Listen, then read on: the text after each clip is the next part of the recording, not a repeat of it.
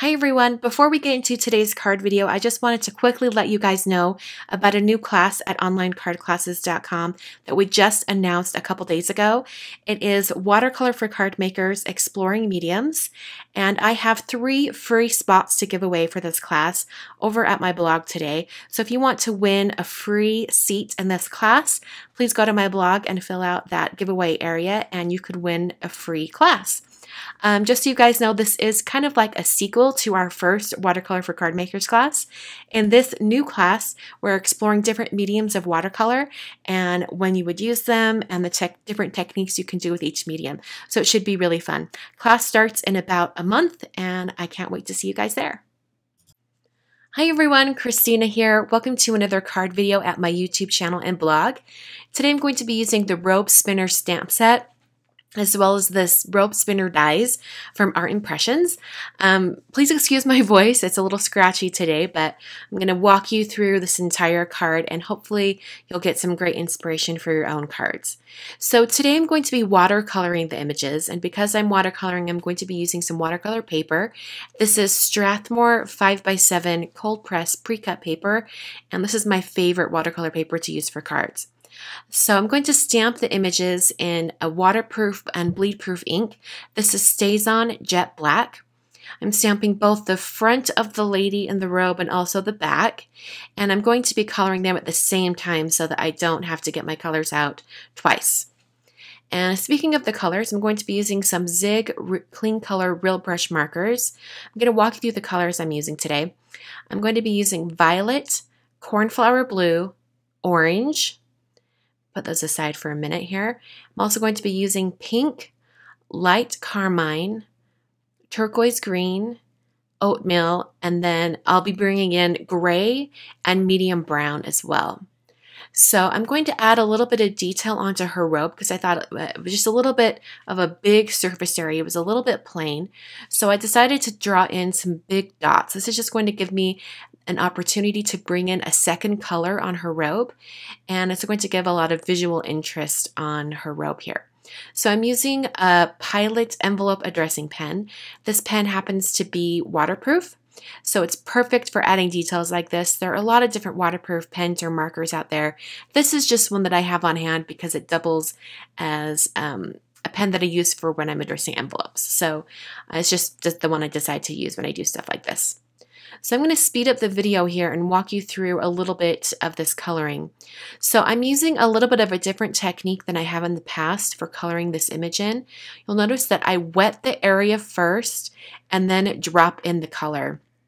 And I notice that I get a really good faded blend like this. And the fun part about these markers is that they almost feel like they're glowing.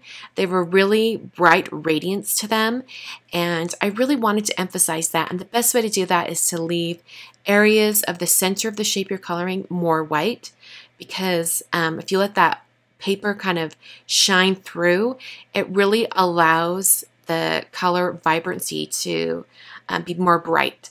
So that's how I did it. So you'll also notice that I'm using some sort of unusual colors for her skin.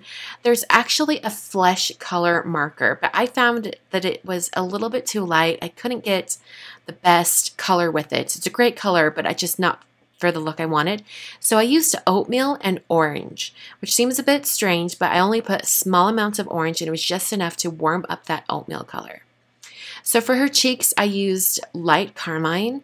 It's more of like a rosy pink, and it also sort of like had a harsh edge on her face, so after it dried. So I went back and softened that with some water right there. So I'm coloring in her hair and her curlers right now. And I don't know about you guys, but I remember as a little girl, we had those pink sponge rollers, which that looks like what these are. So I had to color them pink, and they're the most perfect bright pink for this. I thought it was just perfect. So I'm bringing in some medium brown just to finish off her hair. And it took me a while to figure out that she's got quite a bit of hair on the back of her head right there. So I just dropped in that color. And I'm adding water to soften those edges. I'm going to go back and fix the back of her head here just because it wasn't quite dark enough. I didn't want her to look like she had a bald spot on the back of her head. So the real fun comes when you start coloring large areas with these markers, because it really lets that center area where you're going to leave it more white, it really lets that shine through. So I'm first doing a layer of this turquoise green, and you could definitely leave it like this if you wanted to. It's a great way to color your images. You notice that it just really softens those edges once you bring back your water again. But the thing that I love about these markers is that you can layer the colors, and it makes them look even more fluorescent and vibrant. Of course, it really depends on what colors you're using, so you might have to experiment a little bit. But for the colors I'm using today, once I added that second layer of color, it was just spectacular. And I really noticed this when I did that Tim Holtz Bird Crazy card a few weeks ago with the pinks and purples. It was just magnificent how bright and vibrant those colors could be. And I think that's because I was layering the colors. And so it really allowed the brightness to shine through. So I'm first doing this layer of this green. And in between all of the layers, I am going to be drying my cardstock or the watercolor paper, because I don't want the colors to mix too much when I add the second layer on top. And the second layer of color is going to be a very light layer of color because I don't want it to completely overtake that green. So now I'm coming in with cornflower blue and just adding a little bit to the edges. I'll notice that the green that's underneath still shows through just a little bit, but this blue just intensifies the color. So you also have to remember, because I did this image a couple times, I painted it a couple times just trying to figure out what colors I wanted to use. The last color that you apply is the color that's going to be shown the most. So if I wanted this to be more green, I would have started with that blue color and then moved to the green. The same goes for when I start painting the dots on her robe. My first initial painting, the dots looked a little bit more purple, or I'm sorry, a little bit more pink. So, but I wanted the dots to look more purple. So when I painted this, when I had the camera on, I decided to use pink first and then move on to purple. So I'm going to go ahead and turn on some music so you can finish watching the coloring of this, and I'll be back when the coloring is finished.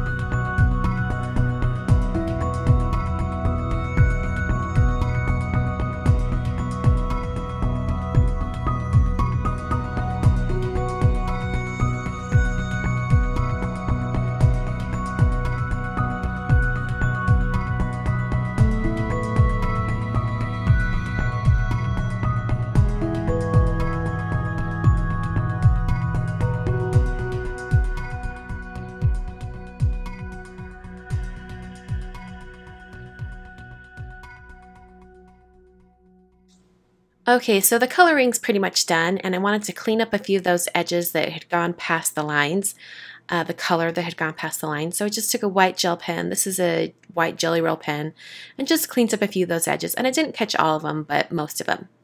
I also noticed that the bottom polka dot on the back of her robe, I didn't blend out the purple that I put on top. So I know some of you are going to leave comments like, you forgot to blend out the purple. So I wanted to point that out, that I do realize that I forgot to blend out the purple. So then I used the dies that coordinate with the stamp set to trim these out, and I'm assembling the whole spinner area. So I put adhesive down the vertical area of the robe girl here. I put a string on top, and then I'm using some Ranger Ranger multi-medium matte to glue it together.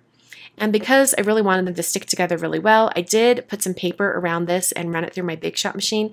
That's just going to squish them together so it's really, really strong. So it did leave a little bit of an indentation where that string is underneath, but not too bad. I could barely see it after I put the card together. I used a 3.5-inch circle die to cut out some cardstock that's going to go on the front of the card, and then also the front panel of the card. Then I put some adhesive down and stretched that string across, put some cardstock over the top just to make sure that it was adhered completely.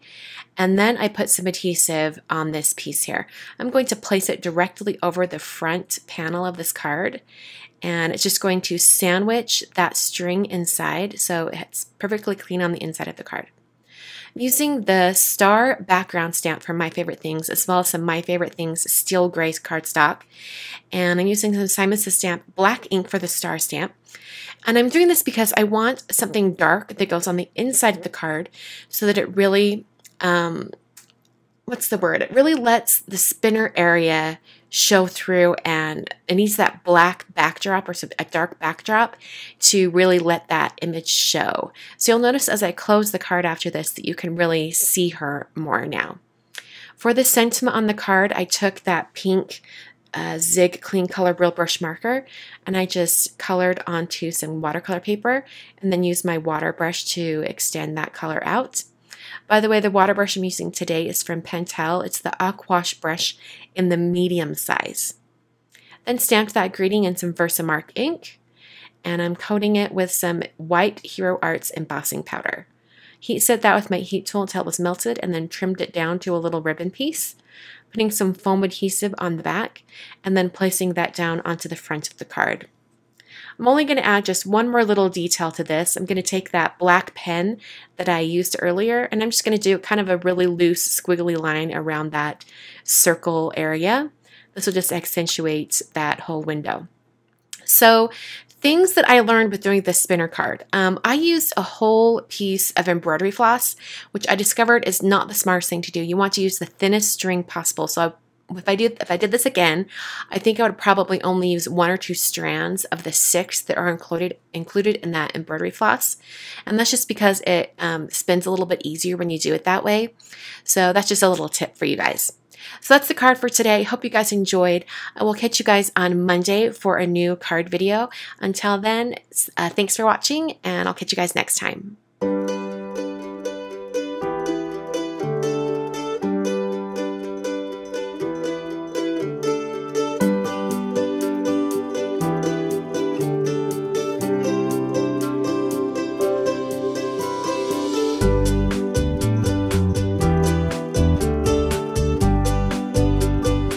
Once again, thanks for watching. On screen right now are 3 cards that I've made in the past using the Zig Clean Color Real Brush markers, including that card that I referenced in this video, the one with the bird on it. So if you wanted to check out any of those videos, you can click on them on screen right now. Thanks for watching, and I'll catch you guys in the next card video.